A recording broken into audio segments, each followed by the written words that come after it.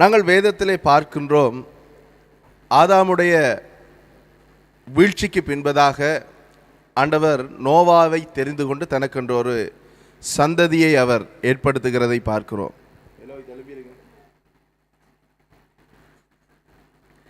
நோவாவினுடைய ஜலப்பிரளயத்துக்கு பின்பதாக ஆண்டவர் என்ன செய்கிறார் என்று பார்த்தீங்க என்று சொன்னால், தன்னுடைய ரட்சிப்பின் திட்டத்தை, இந்த பூமி முழுவதும் பாவத்துக்கூடாக வந்ததினாலே இந்த பூமியையும் பூமியிலே இருக்கின்ற மனுஷரையும் மீட்பதற்காக ஆண்டவர் ஒரு திட்டத்தை அவர் செய்கிறார். அந்த திட்டம்தான் ஆண்டவர் முதலாக பாபிலோன் தேசத்திலே இருந்து ஒரு விக்கிரக ஆராதனை செய்த நரபலிகளை கொடுத்து கொண்டிருந்த ஒரு மனிதனை தனக்காக பிரித்தெடுக்கிறார். அவன்தான் ஆபிராம். ஆபிராம் மூலமாக இந்த முழு உலகமும் ரட்சிப்புக்குள்ளே வருவதற்கு, இந்த முழு உலகத்தையும் மீட்பதற்கு ஆண்டவர் ஒரு பெரிய திட்டத்தை, ஒரு பெரிய மிஷனை, பெரிய ஒரு தரிசனத்தை அவர் ஏற்படுத்துகிறதை நாங்கள் பார்க்கிறோம். அப்பொழுது ஆபிரகாமை அழைத்து ஆண்டவர் வெறுமனே அவர் அழைக்கவில்லை. நாங்கள் 12ஆம் அதிகாரத்திலே வாசிக்கலாம். ஆதியாகமத்திலே ஆண்டவர் சொல்லுகிறார், நான் உனக்கு காண்பிக்கும் தேசத்துக்கு நீ போ, அதை நான் உனக்கும் உன்னுடைய சந்ததிக்கும் நான் கொடுப்பேன் என்று ஆண்டவர் வெறுமனே ஒரு மனுஷனை தெரிந்து கொள்ளவில்லை. ஒரு மனுஷனை ஒரு பாபிலோன் தேசத்தில் இருந்து வரும் பொழுது, இப்போ பாபிலோன் தேசத்தை நீங்கள் எடுத்து பார்க்கும் பொழுது அங்கிருந்து வருகிற மனுஷன் அந்த கலாச்சாரத்தை உடையவனாக தான் இருப்பான். அங்கிருந்து வருகிற மனுஷன் அந்த பழக்க வழக்கங்களுக்கு அவன் அடிமையாக்கப்பட்டவனாக தான் இருப்பான். அந்த பழக்க வழக்கங்களுக்கு பழகினவனாக தான் இருப்பான்.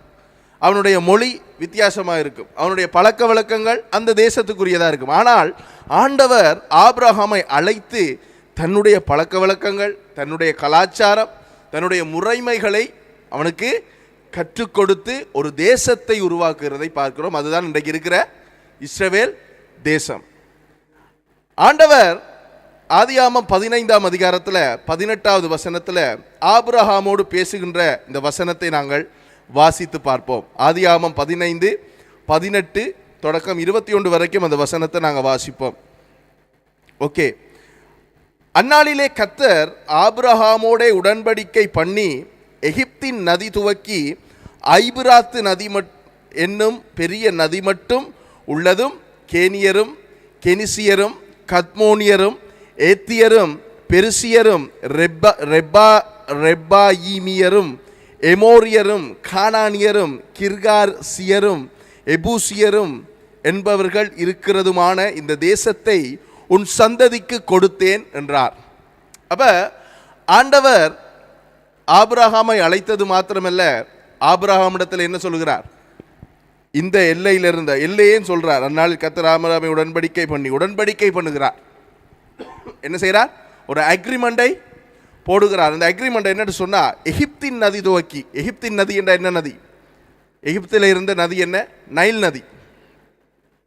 நைல் நதி துவக்கி ஐபிராத்தி, ஏப்ராட்டிஸ் என்று சொல்லப்படுகின்ற நதி, அது பாபிலோன் அந்த எல்லைகளிலே இருக்கின்ற அந்த நதி, மெசபத்தோமிய நாகரிகத்தில் உருவாக்கப்பட்ட ஒரு நதி. அந்த நதி வரைக்கும் இருக்கின்ற அந்த நதி மட்டுமுள்ள கேனியர், கெனிசியர், கத்மோனியர், ஏத்தியர், பெருசியர், ரெப்பாமியர், எமோரியர், கானானியர், கிர்காசியரும் எபூசியரும் என்பவர்கள் இருக்கிறதுமான இந்த தேசத்தை உன் சந்ததிக்கு கொடுத்தேன் என்றார். அப்போ இந்த தேசத்தை நான் உனக்கு கொடுக்கின்றேன், உன்னுடைய சந்ததிக்கு. அதை வடிவாக பாருங்க, கொடுக்கிறேன் என்று இருக்கிறதா, கொடுத்தேன் என்று இருக்கிறதா? கொடுத்தேன் என்று இறந்த காலத்தில் இருக்குது. நாங்கள் இன்றைக்கி பாடின பாடலை போல, அவர் சொல்லி நடக்காதது ஏது, அவருடைய வார்த்தை தரையில் விழாது. ஆண்டவர் கொடுப்பேன் என்று சொன்னால் கொடுப்பாரா, கொடுக்க மாட்டாரா? கொடுப்பார். கொடுக்காம விடுவார். எப்போ கொடுக்காம விடுவார் தெரியுமா? அவர் கொடுப்பேன் என்று சொன்னதுக்கு பிறகு நாங்கள் அதில் ஏதாவது மெக்கானிக் வேலை பார்த்தோம்னு சொன்னால் கொடுக்காம விடுவார். நாங்களும் அப்படி தானே, பிள்ளைகள் ஏதாவது ஒரு பொருளை கேட்கும் பொழுது ஓகே வாங்கி தரேன், கொஞ்சம் வெயிட் பண்ணுங்கன்னு சொல்லுவோம். அதுக்கிடையால் பிள்ளை அவசரப்பட்டு ஏதாவது குழப்படி பண்ணுனா, ஏதாவது தில்லு முள்ளு பண்ணுனா நாங்கள் என்ன செய்வோம்? வாங்கி தர மாட்டோம், வெயிட் பண்ணு என்று சொல்லுவோம். ஏன் ஏண்டா அவருக்கு ஒரு பழக்கத்தை நம்ம பழக்கிறதுக்காக அப்படி செய்வோம். ஆனால் ஆபிரகாமோடு ஆண்டவர் அழைத்து தேசத்தை குறித்து பேசி கொடுத்தேன் என்று இறந்த காலத்திலே சொல்லுகிறார். ஏன் இறந்த காலத்திலே சொல்கிறான்டா, நம்முடைய கத்தரால் மாத்திரம்தான் முடியும் இறந்த காலத்துக்கு போகிறதுக்கும் எதிர்காலத்துக்கு போகிறதுக்கும் நிகழ்காலத்தில் இருக்கிறதுக்கும். அதான் ஒரு வசனம் சொல்லுகிறது, வானத்திலிருந்து இறங்கினவரும் வானத்துக்கு ஏறுகிறவருமான மனுஷகுமாரன், அவரால் மட்டும்தான் வானத்திலிருந்து இறங்க முடியும், அவரால் மட்டும்தான் வானத்துக்கு ஏற முடியும். ஓகே, இப்போ ஆபிரகாமுக்கு ஆண்டவர் இந்த தேசத்தை கொடுத்தேன் என்று சொல்லி இறந்த காலத்தில் பேசுகிறத நாங்கள் பார்க்கலாம். ஓகே, இப்போ ஆதியாகமம் 26ஆம் அதிகாரத்துக்கு வாங்க. ஆதியாகமம் 26ஆம் அதிகாரத்துக்கு வாங்க. இங்கே இதே காரியத்தை ஆபிரகாமின் மகனாகிய ஈசாக்கோடு ஆண்டவர் பேசுகிறதை நாங்கள் பார்க்கலாம். ஓகே, ஆதியாகமம் 26 முதலாவது வசனத்தில் பார்த்தீங்கன்னா, ஆபிரகாமின் நாட்களில் உண்டான பஞ்சத்தை அல்லாமல் பின்னும் ஒரு பஞ்சம் தேசத்தில் உண்டாயிற்று. அப்பொழுது ஈசாக்கு பெலிஸ்தருக்கு ராஜாவாகிய அபிமெலேக்கினிடத்தில் கேராருக்கு போனான். கர்த்தர் அவனுக்கு தரிசனமாகி, நீ எகிப்துக்கு போகாமல் நான் உனக்கு சொல்லும் தேசத்திலே குடியிரு, இந்த தேசத்திலே வாசம் பண்ணு, நான் உன்னோட கூட இருந்து உன்னை ஆசீர்வதிப்பேன், நான் உனக்கும் உன் சந்ததிக்கும் இந்த தேசங்கள் யாவையும் தந்து உன் தகப்பனாகிய ஆபிரகாமுக்கு நான் இட்ட ஆணையை நிறைவேற்றுவேன். அப்போ ஈசாக்கினிடத்திலேயும் ஆண்டவர் அதே பொருத்தனையை என்ன செய்கிறார்னா அதாவது நினைவுபடுத்துகிறார், அதை அவனுக்கு ஞாபகம் ஊட்டி அதை உறுதிப்படுத்துகிறார். அப்போ என்ன நடக்குதுன்னு சொன்னால், இவர் இருக்கிற தேசத்தில் ஒரு பஞ்சம் உண்டாயிற்று.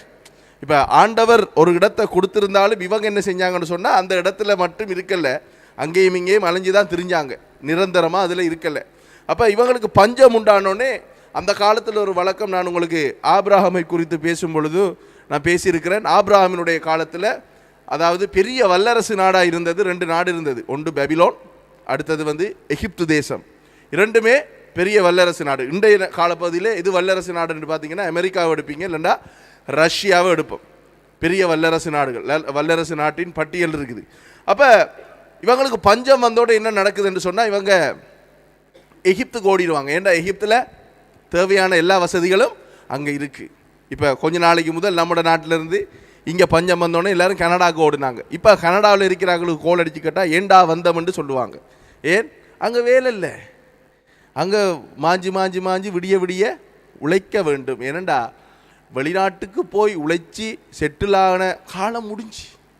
அது நம்ம போயிருக்கணும். இப்போ 2009 யுத்தம் நடக்கிற காலத்தில், யுத்தத்துக்கு முதல் பட்ட காலத்தில் போயிருந்தாங்கன்னு சொன்னால் ஒரு செட்டில்மெண்ட். இப்போ எல்லா நாட்டிலையும் பஞ்சம், எல்லா நாட்டிலையும் பிரச்சனை, எல்லா நாட்டிலையும் பொருளாதார வீழ்ச்சி, எல்லா நாட்டிலையும் அவங்களுடைய கரன்சி, அந்த அவங்களுடைய கரன்சி என்ன நடந்திருக்குன்னா விழுந்து போயிருக்கிறத நாங்கள் பார்க்கலாம். ஏனென்றால் பரிசுத்த வேதாகமம் சொல்லுகிறது, ஆண்டவருடைய வருகை நாட்களிலே இந்த பூமியில் இப்படியான காரியங்கள் அடையாளங்களாக தோன்றும். அப்போ இதெல்லாம் பார்க்கும் பொழுது நாங்கள் விழிப்புள்ளவர்களாக இருந்து நம்மை ஆயத்தப்படுத்தி கொள்ள வேண்டும். சபை எடுத்து கொள்ளப்படுவதற்கு எங்களை தயார்படுத்த வேண்டிய நிலையில் இருக்கிறோம். ஓகே, இப்போ இங்கே பார்க்கும் பொழுது ஈசாக்கினிடத்தில் ஆண்டவர் சொல்லுகிறார், நீ நான் சொல்கிற இடத்துல இருந்துரு, அப்போ இந்த பஞ்சத்தில் நீ தப்பிடுவா.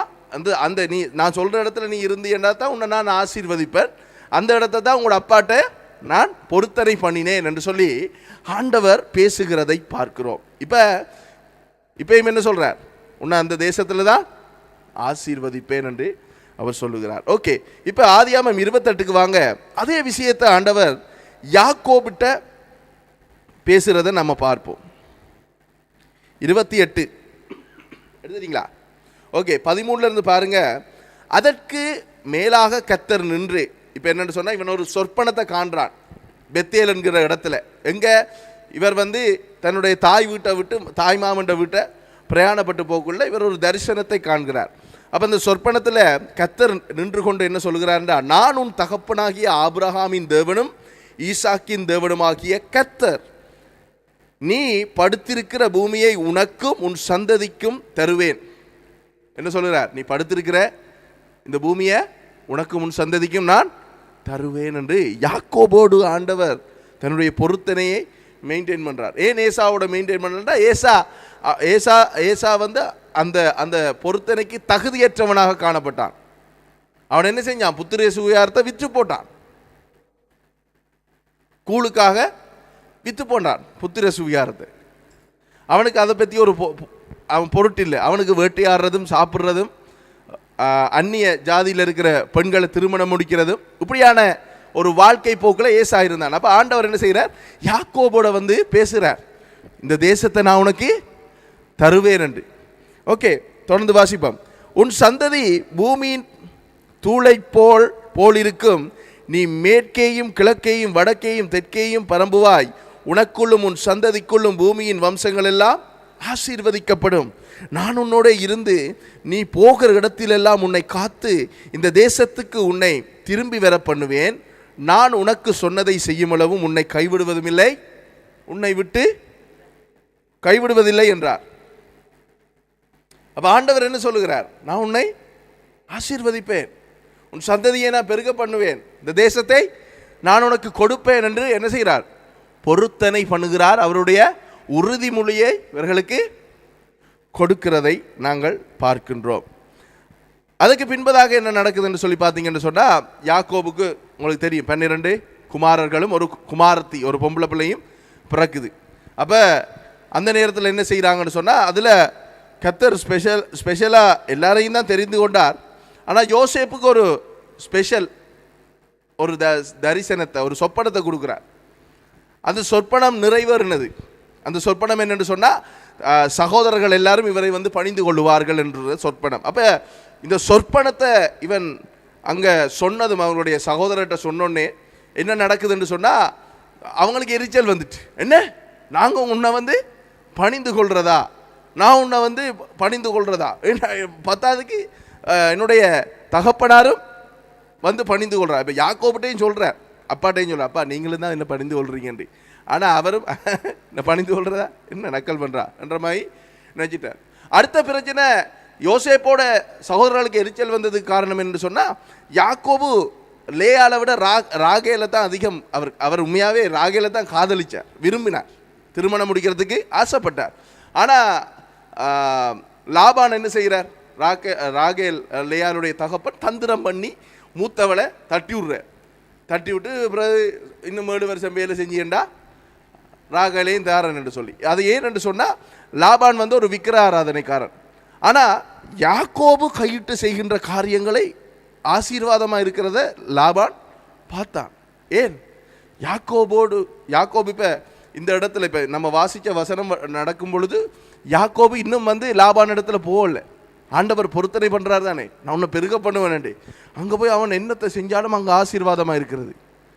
அதே போல தான் யோசேப்போட வாழ்க்கையை நீங்கள் பார்க்கும் பொழுது, அவன் எகிப்திலே போய் போத்திபாருடைய வீட்டில் அவன் ஒரு அடிமையாகத்தான் வேலை செய்தான். அவன் வேலை செய்யும் பொழுது அங்கே அவன் வேலை செய்கிற சகல காரியத்தையும் ஆண்டவர் என்ன செஞ்சார், ஆசீர்வதித்தார். அதான் செழிப்பு ஆசீர்வாதம் என்றது என்ன தெரியுமா, ஆண்டவர் நம்மளோடு இருந்து நம்மை ஆசீர்வதிக்கிறது. நாம் இயேசுவின் நாமத்தில் பேங்கில் பணம் விழட்டும், இயேசுவின் நாமத்தில் காசு வரட்டும் என்று ஜெபிக்கிறது இல்லை ஆசீர்வாதம். ஆண்டவர் நம்மளோடு இருந்து நமக்கு என்ன தேவைன்னு பார்த்து அவர் ஆசீர்வதிப்பார். அப்படிப்பட்ட ஆண்டவர். இப்போ நீங்கள் இப்போ வாசித்த அவ்வளோ வசனத்துலையும் பார்த்தீங்கன்னா, ஆபிரகாமிட்ட அவராக வந்து தான் சொல்கிறார், என்ன நான் உன்னை ஆசீர்வதிப்பேன் என்றார். யாக்கோபிட்ட அவராக வந்து தான் சொல்கிறார், என்ன நான் உன்னை ஆசீர்வதிப்பேன் என்றார். ஈசா கிட்ட அவராக வந்து தான் சொல்கிறார், நான் உன்னை ஆசீர்வதிப்பேன். அப்போ யோசேப்பை இவங்க என்ன செய்கிறாங்க, விற்று போடுறாங்க. யார்கிட்ட, இஸ்மவேலரிடத்திலே விற்கிறாங்க. இஸ்மவேலர்கள் கொண்டு போய் என்ன செய்கிறாங்கன்னா, எகிப்துக்கு கொண்டு போகிறாங்க. எகிப்துக்கு கொண்டு போனோடனே இந்த யோசேப்பை போத்திபார் என்று சொல்லப்படுகின்ற ஒரு அதிபதி, எகிப்தின் அதிபதி என்ன செய்கிறான்னு சொன்னால், இவரை விலைக்கு வாங்கி வீட்டில் வேலைக்காரனாக வைக்கிறான். அதுக்கு பிறகு உங்களுக்கு நடந்த சம்பவம் தெரியும், என்ன யோசேப்பை ஆண்டவர் படிப்படியாக உருவாக்கி அவன் எடுத்தோன்னு உயர்த்தலை. ஏன் எடுத்தோன்னு உயர்த்தியிருந்தால் அவன் அங்கே மேலே போனோன்னு என்ன செய்யிருப்பான், அவ்வளோ சகோதரையும் வெட்டி சாய்ச்சிருப்பான் அவனை செஞ்ச வேலைக்கு, அந்த கோபத்துக்கு. ஆனால் அவனுக்கு அந்த மன்னிக்கிற தன்மையை அவனுடைய இருதயத்தில் உண்டாக்கி ஆண்டவர் என்ன செய்தார், படிப்படியாக அவருடைய வேலை வரும் வரைக்கும் அவனை வச்சிருந்து உயர்த்தினார். இதுக்கு பிறகு பின்பதாக இவங்களுக்கு ஒரு பஞ்சம் வருது. இவங்க பிறகு என்ன செய்கிறாங்க, எகிப்துக்கு போகிறாங்கன்னு நாங்கள் பார்க்குறோம். எகிப்துக்கு போனோடனே அவங்க அங்கேயே தங்கிட்டாங்க. தங்கினதுக்கு பிறகு காலங்கள் உருண்டோடி பிறகு என்ன நடக்குது, எகிப்தில் யோசேப்பை தெரியாத ஒரு பார்வோன் வந்து என்ன செய்கிறான், இவர்கள் ஆசீர்வதிக்கப்படுறதையும் இவர்கள் பெருகிறதையும் பார்க்கிறான். பார்த்துட்டு என்ன செய்கிறான், இவர்களை அடிமைகள் ஆக்குகிறான். இப்போ அடிமை ஆக்கணுன்னு இவங்க 430 வருடங்கள் அடிமைகளாக எகிப்தில் இருக்கிறாங்க. இப்போ இவங்களை மீட்டு திருப்பி எங்கே ஆண்டவர் கொண்டு வரணும் என்று சொன்னால், ஆண்டவர் ஆபிரகாம் ஈசாக்கு யாக்கோபுக்கு வாக்குத்தத்தம் பண்ணி கொடுப்பேன் என்று சொன்ன அந்த தேசத்துக்கு கொண்டு வரணும். அந்த தேசம் தான் இன்றைக்கு இஸ்ரவேல் தேசம். இன்றைக்கு அந்த தேசத்துக்காகத்தான் தீவிரவாதிகள் யுத்தம் பண்ணி கொண்டிருக்கிறாங்க. அந்த தேசத்தில் தான் இந்த நேரமும் தீவிரவாதிகளுக்கு அந்த தேசத்து மேலே தான் சுற்றி இருக்கிற எல்லா நாட்டுக்காரனுக்கும் பிரச்சனை. ஏனென்றால் ஆண்டவர் அவர்களுக்கு கொடுத்த தேசம் அது. அவர்கள் அதை விட்டு கொடுக்க மாட்டாங்க. பரிசுத்த வேதாகமத்தில் அவர்களுடைய எல்லைகளே இருக்குது. அப்போ நம்ம அப்போ வாச்சதானே, கேனியர் எமோசியர். அவர் சொல்கிறார், இந்த நதியிலேருந்து இந்த நதி வரைக்கும் உழவும் உன்னுடைய இடம், இதை நான் உனக்கு கொடுத்தேன் என்று கர்த்தர் சொல்லுகிறார். அப்போ அந்த இடத்துல தான் அவங்க இருக்கிறாங்க. இப்போ வாங்க யாத்ராகமத்துக்கு போவோம். யாத்ராகமம் 6ஆம் அதிகாரம். இதில் ஆண்டவர் மோசையின் இடத்திலேயும் இதே விஷயத்தை ஞாபகப்படுத்துகிறார். ஓகே,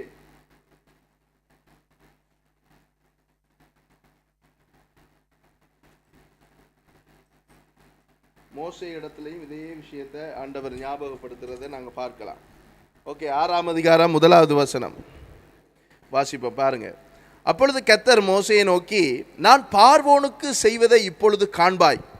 பலத்த கையை கொண்டு அவர்களை போகவிட்டு பலத்த கையை கண்டு அவர்களை தன் தேசத்திலிருந்து துரத்தி விடுவான் என்றார். மேலும் தேவன் மோசேயை நோக்கி, நான் யெகோவா, நான் யாவே, நான் கர்த்தர். இந்த யெகோவா தான் யாவே, கர்த்தர். தமிழில் சுத்த தமிழில் நம்ம அதை மொழிபெயர்க்கணும்னா, நான் தான் எஜமான். அதாவது அவர் என்ன சொல்கிறார் மோசேட்ட, நான் தான் உனக்கு எஜமான். ஏன் இவ்வளோ காலமும் பார்வோன் உங்களுக்கு எஜமானாக இருந்தான். பார்வோன் உங்களுக்கு எஜமான் இல்லை, நான் தான் யெகோவா, நான் தான் உங்களுக்கு எஜமான்.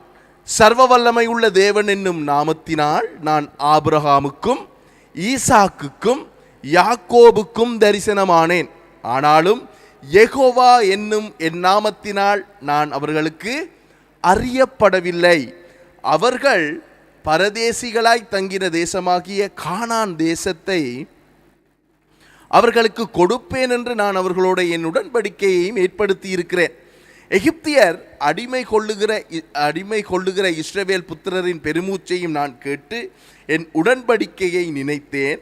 ஆதலால் இஸ்ரவேல் புத்திரரை நோக்கி, நானே கர்த்தர், உங்கள் மேல் எகிப்தியர் சுமத்தின சுமைகளை நீக்கி நான் உங்களை விடுவித்து உங்களை அவர்கள் அடிமைத்தனத்திற்கு நீங்களாக்கி ஓங்கிய கையினாலும் மகா தண்டனைகளினாலும் உங்களை மீட்டு உங்களை எனக்கு ஜனங்களாக சேர்த்துக்கொண்டு உங்களுக்கு தேவனாயிருப்பேன். உங்கள் மேல் எகிப்தியர் சுமத்தின சுமைகளை நீக்கி உங்களை விடுவிக்கிற உங்கள் தேவனாகிய கர்த்தர் நான் என்று அறிவீர்கள்.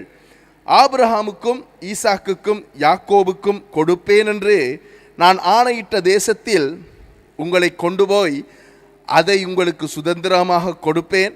நான் கர்த்தர் என்று அவர்களுக்கு சொல் என்றார். இப்போ மோசே மூலமாக ஆண்டவர் பேசுகிறார்.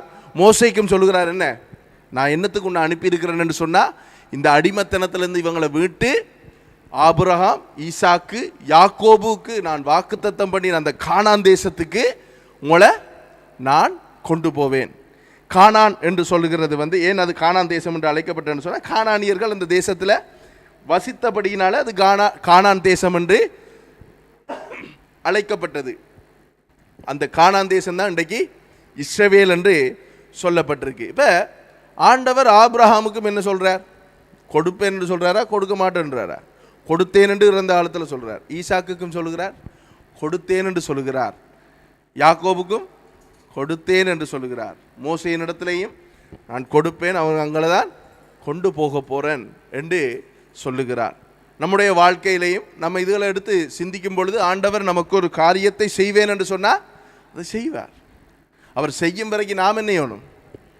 பொறுமையாக இருக்க வேண்டும். அதான் வேதவசனம் சொல்லுகிறது, காத்திருந்து நானே, அதாவது பொறுமையாக காத்திருந்து நானே கர்த்தர் என்று அறிந்து கொள்ளுங்கள். ஏன் பொறுத்து இருக்கும் பொழுது தான் கர்த்தர் செயல்படுவார். நாங்கள் செயல்பட ஆரம்பித்தோம் என்று சொன்னால் கர்த்தர் செயல்பட மாட்டார், பேசாமல் இருந்துருவார். சரி நீ உனக்கு தெரியும் தானே செய்யணுன்று போட்டு பேசாமல் விட்டுட்டு பேசாமல். ஏன்னா ஆண்டவர் ஜென்டில்மேன். நான் சொல்லியிருக்கேன், ஏவாள் போய் பழத்தை ஆயக்குள்ள கையை பிடிக்கல.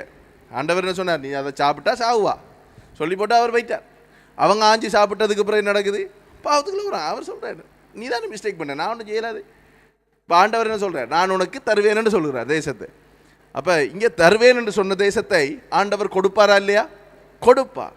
எதுவாக இருந்தாலும் நம்மட இன்றைக்கு நாங்கள் வாழ்கின்ற எங்களுடைய கிறிஸ்தவ வாழ்க்கையில் எதுவாக இருந்தாலும் நீங்கள் எடுத்து பாருங்கள், ஆண்டவர் தருவேன் என்று சொன்னால் தருவார்.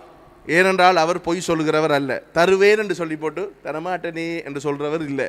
தருவேன் என்று சொன்ன ஆண்டவர் தருவார். ஓகே, இப்போ இவங்க எகிப்திலிருந்து விடுதலையாகி போகிறாங்க தானே.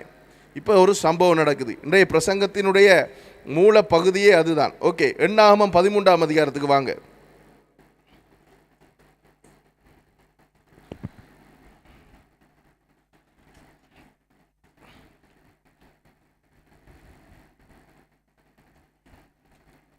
இப்போ இவங்க புறப்பட்டு போய் கானான் தேசத்துக்கிட்ட வந்துட்டாங்க. எங்கே வந்துட்டாங்க? கானான் தேசத்துக்கிட்ட வந்துட்டாங்க. இப்போ என்ன நடக்குதுன்னு சொல்லி நாங்கள் பார்க்க போகிறோம். ஓகே, எடுத்துட்டிங்களா? எண்ணாகமம் 13.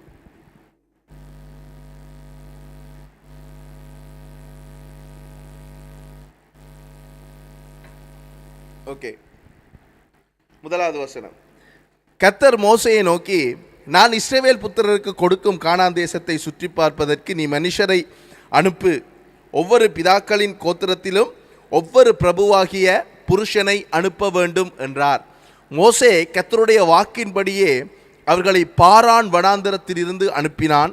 அந்த மனிதர் யாவரும் இஸ்ரவேல் புத்திரரின் தலைவர்கள். இப்போ நான் அந்த 3 வசனம் தான் வாசிக்கிறேன், கீழே வாசிக்கல. அந்த அனுப்புன தலைவர்களுடைய பேர்கள் கீழே கொடுக்கப்பட்டிருக்கு. இப்போ ஆண்டவர் என்ன சொல்கிறாருண்டா, பாரான் தேசத்தில் வந்தோடனே என்ன சொல்கிறார்? நான் கொடுக்க போகிற தேசத்தை சுற்றி பார்ப்பதற்கு ஆக்களை அனுப்பு என்று சொல்லி ஒரு லிஸ்ட் இங்கே கீழே கொடுக்கப்பட்டிருக்கு. ஒவ்வொரு கோத்திரத்திலிருந்தும் ஒவ்வொருத்தனை அனுப்புகிறத நாங்கள் பார்க்கலாம். ஓகே, 17வது வசனத்துக்கு வாங்க. அவர்களை மோசே கானான் தேசத்தை சுற்றி பார்க்கும்படி அனுப்புகையில் அவர்களை நோக்கி, நீங்கள் இப்படி தெற்கே போய் மலையில் ஏறி தேசம் எப்படிப்பட்டதென்று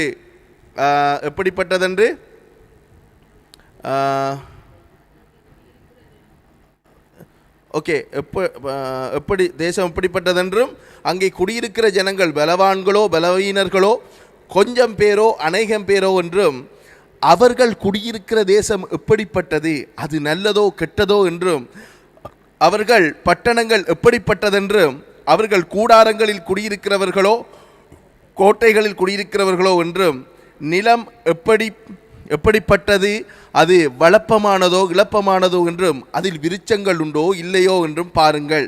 தைரியம் கொண்டிருந்து தேசத்தின் கனிகளிலே சிலவற்றை கொண்டு வாருங்கள் என்றான். அக்காலம் திராட்சை செடி பழம் பழுக்கிற காலமாய் இருந்தது. அவர்கள் போய் சீன் வனாந்தரம் தொடங்கி ஆமாத்துக்கு போகிற வழியாகி ரெஹோப் மற்றும் தேசத்தை சுற்றி பார்த்து தெற்கேயும் சென்று எபிரோன் மட்டும் போனார்கள். அங்கே ஏனோக்கின் குமாரராகிய அகிமானும் சேசாயும் தல்மாயும் இருந்தார்கள். எபிரோன் எகிப்திலுள்ள சோவானுக்கு 7 வருஷத்துக்கு முன்னே கட்டப்பட்டது. பின்பு அவர்கள் எஸ்கோல் பள்ளத்தாக்கு மட்டும் போய் அங்கே ஒரே குலையுள்ள ஒரு திராட்சை கொடியை அறுத்தார்கள். அதை ஒரு தடியிலே 2 பேர் கட்டி தூக்கி கொண்டு வந்தார்கள். மாதளம்பழங்களிலும் அத்திப்பழங்களிலும் சிலவற்றை கொண்டு வந்தார்கள். இஸ்ரவேல் புத்திரர் அங்கே அறுத்த திராட்சை குலையின் நிமித்தம் அவ்விடம் எஸ்கோல் பள்ளத்தாக்கு எண்ணப்பட்டது. அவர்கள் தேசத்தை சுற்றி பார்த்து 40 நாள் சென்ற பின்பு திரும்பினார்கள். இப்போ இவங்க என்ன செய்கிறாங்கன்னு சொன்னால், கானான் தேசத்துக்குள்ளே போகிறாங்க. போய் என்ன செய்கிறாங்க? ஒவ்வொரு விஷயமாக பார்க்குறாங்க. இங்கிலீஷ் பைபிளில் பார்த்தீங்கன்னா அவர்களை உளவு பார்க்க, அதாவது ஸ்பை என்ற சொல்ல அங்கே பாவிக்கப்பட்டிருக்கு. இன்னொரு இங்கிலீஷ் பைபிளில் இருக்கிற டிரான்ஸ்லேஷன் அந்த சுற்றி பார்த்தல் என்றதுக்கு போட்டிருக்குது எக்ஸ்ப்ளோர் என்று சொல்லி போடப்பட்டிருக்குது. சரிதானே? அங்கே போய் எல்லாத்தையும் பார்க்குறதுக்கு. இப்போ இதை ஏன் நாங்கள் இன்றைக்கு படிக்கிறோம்னு சொன்னால், இந்த வேத பகுதியை சிலர் வாசித்து விட்டு நினைக்கிறது என்னென்னு சொன்னால், ஆண்டவர் போய் அவர்களை உளவு பார்த்து இந்த தேசத்தை எப்படி நாங்கள் எடுக்கலாமா, இந்த தேசத்தில் எப்படி நாங்கள் யுத்தம் பண்ணலாம் என்று சொல்லி பார்க்கறதுக்கு அனுப்பினார் என்று சொல்லி பிரசங்கம் பண்ணுவார்கள். அது மிக மிக தவறு. இவர்களை உளவாளிகளை போலத்தான் அனுப்பினார் உள்ள ஆண்டவர். ஏனெண்டா அங்கே வேறு ஜாதிகள் அங்கே இருக்கிறாங்க. அப்போ வேறு ஜாதிகள் இருக்கிற இடத்துக்குள்ளே நாம் போகும்பொழுது என்ன செய்யணும்? உளவாளிகளாக போகணும். இப்போ ஒரு திருமண சடங்கை நடத்த போகின்ற நான் சும்மா சேட்டை போட்டுட்டு போகலாமா? இல்லை. அப்போ நான் ஒரு ஊழியக்காரன் என்று சொன்னால் அதுக்கேற்ற உடுப்பை போட்டு அந்த இடத்துல போய்த்தான் திருமண சடங்கை நாங்கள் நடத்தணும். ஒரு அடக்க ஆராதனை நடத்தும் பொழுது அந்த அடக்க ஆராதனை நடத்துறதுக்குரிய ஊழியக்காரனுக்குரிய உடுப்பை நான் போட்டுத்தான் போகணும்.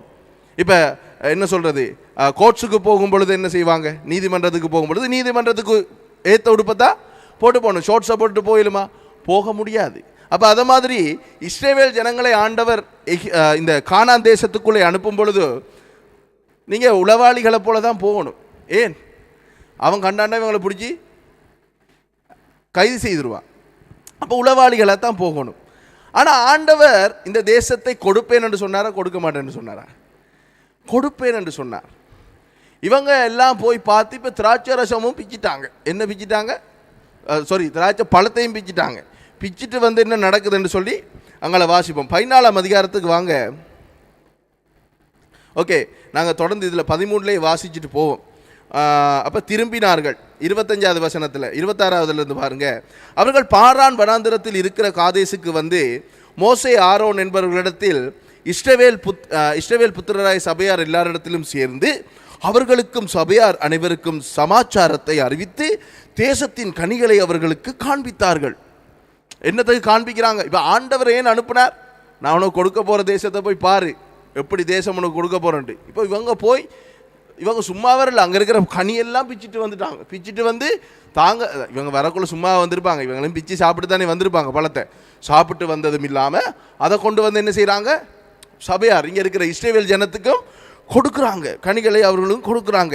27 அவர்கள் மோசையை நோக்கி, நீர் எங்களை அனுப்பின தேசத்துக்கு நாங்கள் போய் வந்தோம், அது பாலும் தேனும் ஓடுகிற தேசம்தான், இது அதனுடைய கனி. என்ன சொல்கிறாங்க? பாலும் தேனும் ஓடுகிற தேசம்தான், இது அதனுடைய கனி. ஆண்டவர் என்ன சொன்னார்? இவர்களுக்கு பாலும் தேனும் ஓடுகிற தேசத்தை கொடுப்பேன் என்று சொன்னாரா?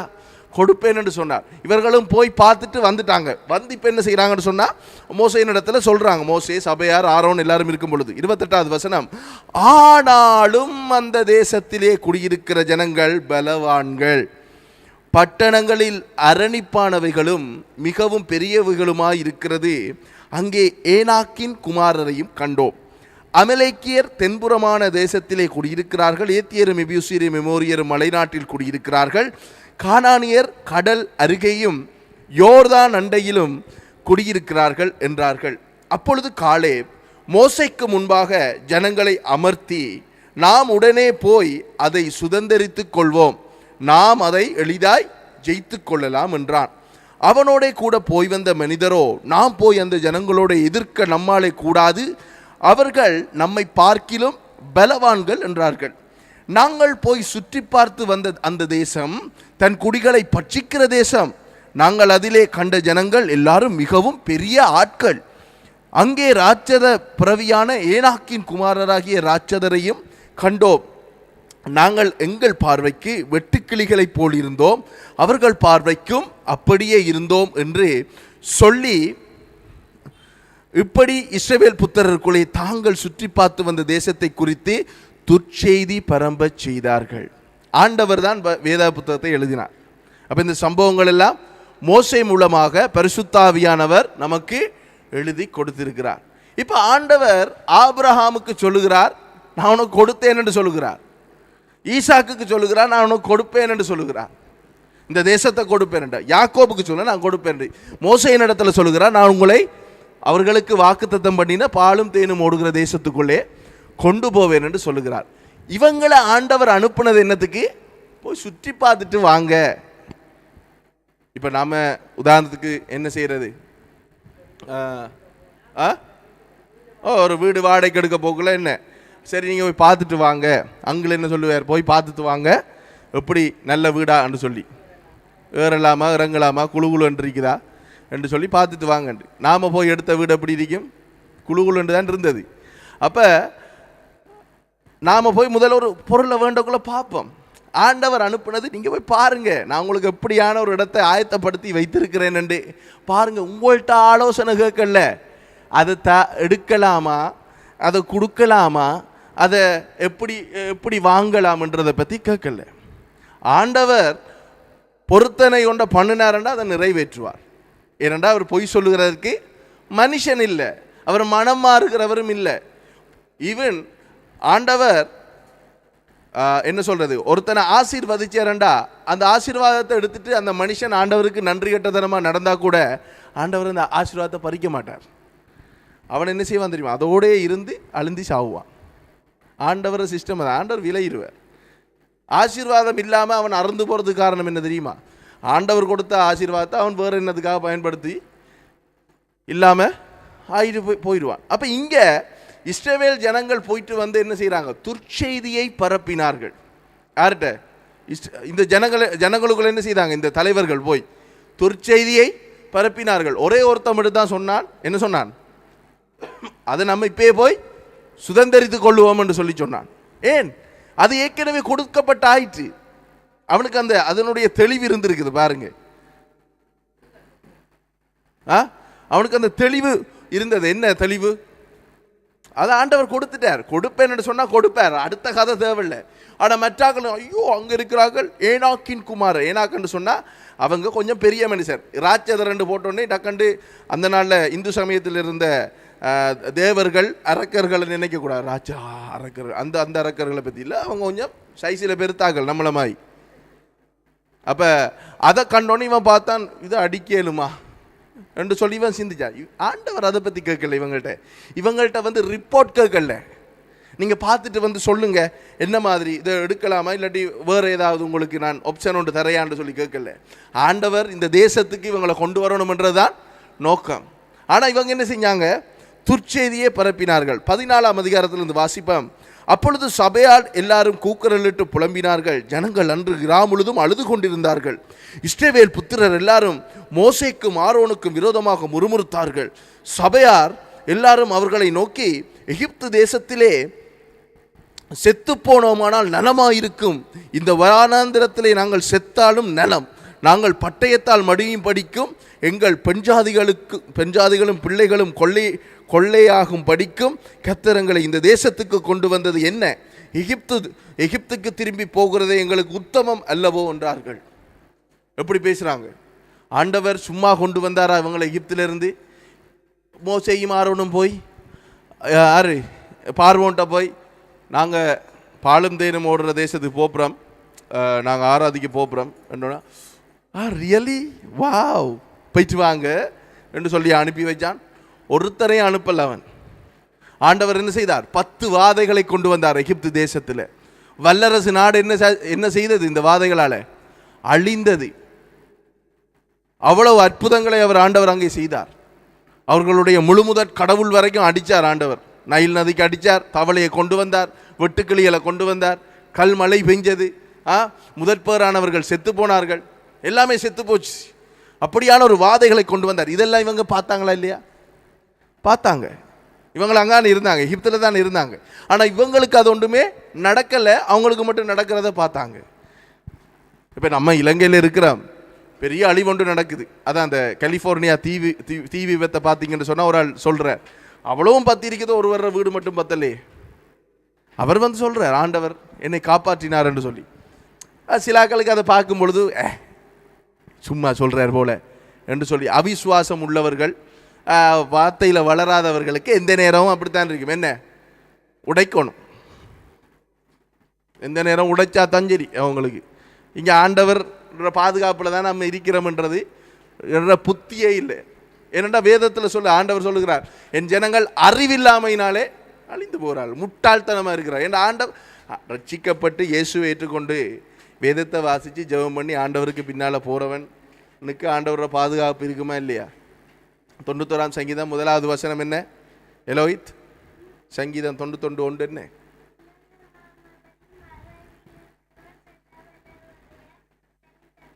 அந்த வசனம் என்ன? உன்னதமானவரின் மறைவில் இருக்கிறவன், இயேசுவினுடைய மறைவில் இருக்கிறவன், வார்த்தையினுடைய மறைவிலே இருக்கிறவன் சர்வவல்ல தேவன், வானத்தையும் பூமியையும் படைத்த தேவனுடைய நிழலிலே தங்குவான். அப்போ தங்குறவன் தங்கி இருக்கிறவனுக்கு என்னத்துக்கு இன்னும் ஆபத்து? அப்போ இவ்வளவு விஷயம் அங்கே நடக்குது எகிப்தில். அதுக்கப்புறம் என்ன நடக்குது? இவங்க வாராங்க. வரும்பொழுது எகிப்தின் ராஜாவாகிய பார்வோன் சும்மா விட்டானா? விடலை. படையோட திரட்டி வந்தான். திரட்டி வந்தோடனே இவங்க என்ன நடந்தது? இன்னொரு, அதாவது நீங்கள் அந்த மெப்பில் உங்களுக்கு இன்னொரு நாளைக்கு நான் அதை காட்டுறேன். மெப்பில் பார்த்தீங்கன்னா செங்கடலுக்கு வரணுமென்றது இல்லை. இவங்க வேறு வழியால் சுற்றி போயிருந்தாலும் அப்படியே போயிருக்கலாம். செங்கடலுக்கு வரணுமென்றது இல்லை. ஆனால் ஆண்டவர் அந்த இடத்திலும் அற்புதம் செய்யணும் என்று சொல்லி தான் இவங்களை செங்கடலுக்கு கிட்டதாக வழி நடத்தினார். அங்கே போனோடனே செங்கடல் இருக்கு, பின்னால் பார்த்தா திரட்டி வரான். என்ன செய்கிறேன்னே தெரியல. ஆண்டவர் என்ன செய்தார்? மோசேட்ட கைகளை அந்த கோலை என்ன உயர்த்து என்றார். அவங்க உயர்த்தும் பொழுது செங்கடல் பிளந்தது. செங்கடலுக்கூடாக அவங்க நடந்து போனார்கள். நாங்கள் வாசித்து பார்த்தோம் இல்லையா? அவங்களுடைய பாதரட்சை தேயவில்லை, அவருடைய உடுப்பு பழசா போகவில்லை. ஆண்டவர் அவர்களை வானத்து மன்னாவினாலே போஷித்தார். தண்ணி கேட்டோடனே முறுமுறுத்து தான் கேட்டாங்க, நல்லா கேட்கல. தண்ணி வேணும் என்று சொல்லி தான் கேட்டாங்க, தண்ணி தாங்கல என்று சொல்லி கேட்கல. கேட்டோடனே நடந்து தண்ணி வந்தது. இறைச்சி சாப்பிடணும்னாங்க. காடைகளை அவர் என்ன செய்தார்? காற்றுகளால் கொண்டு வந்து காடைகளை கொடுத்தார். அப்போ ஒரு தகப்பன் ஒரு பிள்ளையை விசாரிப்பது போல கர்த்தர் இவர்களை விசாரித்து நடத்தி வந்தார். ஆனால் இந்த இடத்துல இப்போ எந்த இடத்துக்கு வந்திருக்காங்க? இப்போ சொன்ன தேசத்துக்குள்ளே போகிற நிலைமைக்கு வந்துட்டு என்ன சொல்கிறாங்க? எங்களை கொலை செய்யவா கர்த்தர் கொண்டு வந்தார். நாங்கள் எகிப்தில் இருந்திருந்தாலே நலமாக இருக்கும். அது மட்டும் இல்லை, வனாந்தரத்தில் பகலில் மேகஸ்தம்பம் இவர்களை வழி நடத்துறது. ஒரு மேகஸ்தம்பம் அப்படியே மூடிக்கொண்டு, ஏன்னா இந்த வெக்கையில் இவங்க நடக்கணும். இவங்க பிள்ளையோட அத்தனை லட்சம் ஜனங்களை எப்படி பாதுகாத்து போயிருக்கும் அந்த மேகஸ்தம்பம். இரவேல குளிர், அக்கினி ஸ்தம்பம் இவர்களை வழி நடத்தினது. இதெல்லாம் பார்த்தாங்க. ஆனால் இந்த இடத்துல என்ன செய்தாங்க? முறுமுறுத்தார்கள். வெறும் ஒரு துர்ச்செய்தியை கேட்டு முறுமுறுத்தார்கள். தொடர்ந்து வாசிப்போம். 4வது வசனம். பின்பு அவர்கள், நாம் ஒரு தலைவனை ஏற்படுத்தி கொண்டு எகிப்துக்கு திரும்பி போவோம் வாருங்கள் என்று ஒருவரோடொருவர் சொல்லி கொண்டார்கள். இப்போ என்ன செய்கிறாங்க? அவங்க தங்களுக்கு ஒரு தலைவனை ஏற்படுத்துகிறாங்க. இப்போ இங்கேயே என்னது? டெமோக்ரஸி, ஜனநாயகம் ஆரம்பிச்சிட்டு நாங்கள் எங்களுக்கு தலைவரை ஏற்படுத்துவோம். இந்த மெயின் லைன் சர்ச்சஸில் நடக்கிற அநியாயமெல்லாம் அதுதான். கத்தோலிக்க திருச்சபை, மெதடிஸ்த திருச்சபை, ஆங்கிலிகன் திருச்சபை என்ன போதகர் பிடிக்கலண்டா கமிட்டி வெளியில் தூக்கி போட்டுருவான். என்ன பெட்டிஷன் அடிச்சிடுவான். போதகரை அழைச்சது கர்த்தர், ஊழியத்தை நடத்துறது கர்த்தர். ஊழியக்காரன் ஊழியத்தை நடத்துறதா கமிட்டி ஊழியத்தை நடத்துறதா? கமிட்டி தேவை, இல்லைண்டு இல்லை. கமிட்டி தேவை. ஒரு திருச்சபைக்கு கமிட்டி தேவை. என்னதுக்கு? சேர்ந்து இந்த ஊழியத்தை கட்டி கொண்டு போகிறதுக்கு. போதகர் கடினமாக பிரசங்கம் பண்ணினார் என்றதுக்காக அவரை மாற்றுறதுக்கு கமிட்டி செயல்பட்டதுன்னு சொன்னால் அது பிரச்சனை. அப்போ இன்றைக்கு இந்த திருச்சபைகள் எல்லாம் விழுந்து போயிருக்கிறதுக்கான காரணம் என்ன தெரியுமா? ஆவிக்குரிய பிரகாரமாக இந்த இந்த இந்த விஷயங்கள் தான். ஆண்டவரை செயல்பட விடுறல்ல. இங்கே பாருங்கள், இவங்க என்ன செய்கிறாங்க? நாங்கள் எங்களுக்கு ஒரு தலைவனை தெரிஞ்சோண்டு நாங்கள் எகிப்துக்கு போவோம்ன்றாங்க. 5வது வசனம். அப்பொழுது மோசேயும் ஆரோனும் இஸ்ரவேல் புத்திரரின் சபையாராக்கிய எல்லா கூட்டத்தாருக்கு முன்பாகவும் முகம் குப்புற விழுந்தார்கள். எப்படி விழுந்தாங்க? முகம் குப்புற விழுந்தார்கள். தேசத்தை சுற்றி பார்த்தவர்களில் நூனின் குமாரனாகிய யோசுவாவும் எபினோயின் குமாரனாகிய காலேபும் தங்கள் வஸ்திரங்களை கிழித்து கொண்டு இஸ்ரவேல் புத்திரரின் சமஸ்த சபையையும் நோக்கி, நாங்கள் போய் சுற்றி பார்த்த சோதித்த தேசம் மகா நல்ல தேசம். கர்த்தர் நம்மேல் பிரியமாக இருந்தால் அந்த தேசத்திலே நம்மை கொண்டு போய் பாலும் தேனும் ஓடுகிற அந்த தேசத்தை நமக்கு கொடுப்பார். கர்த்தருக்கு விரோதமாக மாத்திரம் கலகம் பண்ணாதிருங்கள். அந்த தேசத்தின் ஜனங்களுக்கு நீங்கள் பயப்பட வேண்டியதில்லை. அவர்கள் நமக்கு இறையாவார்கள். அவர்களை காத்த நிழல் அவர்களை விட்டு விலகி போயிற்று. கர்த்தர் நம்மோடு இருக்கிறார், அவர்களுக்கு பயப்பட வேண்டியதில்லை என்றார்கள். அப்பொழுது அவர்கள் மேல் கல்லெறிய வேண்டும் என்று சபையார் எல்லாரும் சொன்னார்கள். உடனே கர்த்தருடைய மகிமை ஆசரிப்பு கூடாரத்தில் இஸ்ரவேல் புத்திரர் எல்லாருக்கும் முன்பாக காணப்பட்டது. கர்த்தர் மோசேயை நோக்கி, எதுவரைக்கும் இந்த ஜனங்கள் எனக்கு கோபம் உண்டாக்குவார்கள்? தங்களுக்குள்ளே நான் காட்டின சகல அடையாளங்களையும் அவர்கள் கண்டும் எதுவரைக்கும் என்னை விசுவாசியாதிருப்பார்கள்? நான் அவர்களை கொள்ளை நோயினால் வாதித்து சுதந்திரத்துக்கு புறம்பாக்கி போட்டு அவர்களை பார்க்கிலும் உன்னை பெரிதும் பலத்த ஜாதியும் ஆக்குவேன் என்றார். ஆண்டவர் வந்துட்டார். இப்போ ஆண்டவருக்கு கோபம் வந்துட்டு என்ன? ஆசரிப்பு கூடாரத்தில் வந்துட்டார். என்ன சொல்கிறார்? அவ்வளோ பேரையும் நோயினால் வாதையை கொண்டு வந்து அழிச்சு போட போகிறேன். மோசே நீ வா, உன்னை நான் ஆசீர்வதி உன்னை நான் பலத்த ஜாதியாக்கி உன்னை நான் ஆசீர்வதிக்கிறேன் என்றார். ஆண்டவருக்கு கோபம் வந்துட்டு என்று சொன்னால் ஆண்டவர் கொடுப்பேன் என்று சொன்னார். இவங்களை போய் பார்த்து வந்து ஆலோசனை கேட்கல. நம்முடைய வாழ்க்கையில் நம்ம சிந்திக்கணும் சில விஷயங்களை. ஆண்டவர் நம்மளை ஆசீர்வதிப்பேன், ஆண்டவர் நம்மளை நடத்துவார் என்று சொன்னால் நடத்துவார். பொறுமையாக காத்திருக்க வேண்டும், பொறுமையாக வெயிட் பண்ணணும். சில நேரம் நாங்கள் பொறுமையாக காத்திருக்கும் பொழுது என்ன ஆண்டவர் சொன்னாரே இது நிறைவேறலையே, இது நடக்கலையே, ஏன் நடக்கலை, நம்ம சில நேரம் பார்த்து கொண்டிருக்கும் பொழுது நமக்கு எதிர்மறையான காரியங்கள் நடக்கலாம். என்ன நெகட்டிவான காரியம் நடக்கலாம். நெகட்டிவை பார்த்து நாங்கள் ஆண்டவரை தூஷிக்கக்கூடாது. நெகட்டிவான எதிர்மறையான விஷயத்தை பார்த்து என்ன ஆண்டவர் கைவிட்டுட்டார் ஒன்றுலாம் சிந்திக்கக்கூடாது. ஆண்டவர் கைவிடுகிறவர் அல்ல, அவர் யாரையுமே கைவிடுகிறவரும் அல்ல, ஆரை விட்டு விலகிறவரும் அல்ல. அப்போ இங்கே இவங்க செய்தது என்ன?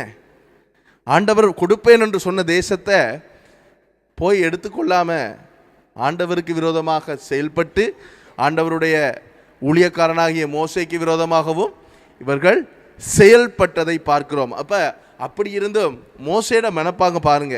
13வது வசனத்தில் மோசே கர்த்தரை நோக்கி, எகிப்தியர் இதை கேட்பார்கள், அவர்கள் நடுவில் இருந்து உம்முடைய வல்லமையினாலே இந்த ஜனங்களை கொண்டு வந்தீரே. கர்த்தராகிய நீர் இந்த ஜனங்களின் நடுவே இருக்கிறதையும் கர்த்தராகிய நீர் முகமுகமாய் தரிசனமாகிறதையும் உம்முடைய மேகம் இவர்கள் மேல் நிற்கிறதையும் பகலில் மேகத்தூணிலும் இரவில் அக்கினி தூணிலும் நீர் இவர்களுக்கு முன் செல்லுகிறதையும் கேட்டிருக்கிறார்கள். இந்த தேசத்தின் குடிகளுக்கும் சொல்லுவார்கள், ஒரே மனிதனை கொள்ளுகிறது போல இந்த ஜனங்களை எல்லாம் நீர் கொள்வீரானால் அப்பொழுது உம்முடைய கீர்த்தியை கேட்டிருக்கும் புறஜாதியர் கர்த்தர் அந்த ஜனங்களுக்கு கொடுப்போம் என்று ஆணையிட்டிருந்த தேசத்திலே அவர்களை கொண்டு போய் விடக்கூடாதே போனபடியினால் அவர்களை வனாந்தரத்திலே கொன்று போட்டார் என்பார்களே. ஆகையால் கர்த்தர் நீடிய சாந்தமும் மிகுந்த கிருபையும் உள்ளவர் என்றும் அக்கிரமத்தையும் மீறுதலையும் மன்னிக்கிறவர் என்றும் குற்றமுள்ளவர்களை குற்றமற்றவர்களாக விடாமல் பிதாக்கள் செய்த அக்கிரமத்தை பிள்ளைகளிடத்தில் 3ஆம் 4ஆம் தலைமுறை மட்டும் விசாரிக்கிறவர் என்றும் நீர் சொல்லியிருக்கிறபடியே என் ஆண்டவருடைய வல்லமை பெரிதாய் விளங்குவதாக.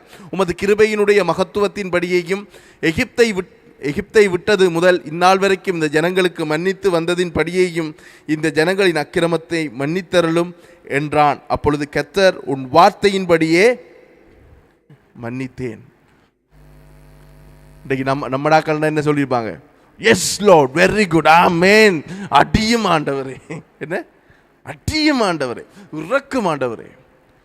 சமாரியாவில் போயிருக்கும் பொழுது என்ன யோவான் யாக்கோவும் சொல்ல, ஆண்டவரை இவர்கள் மீது எலியா அக்கினியை இறக்கினது மாதிரி இறக்கோமா? இயேசு என்ன கேட்டார்?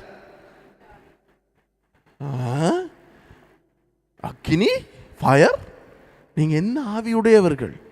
இன்றைக்கு இப்படியான ஆட்கள் இருக்கிறாங்க.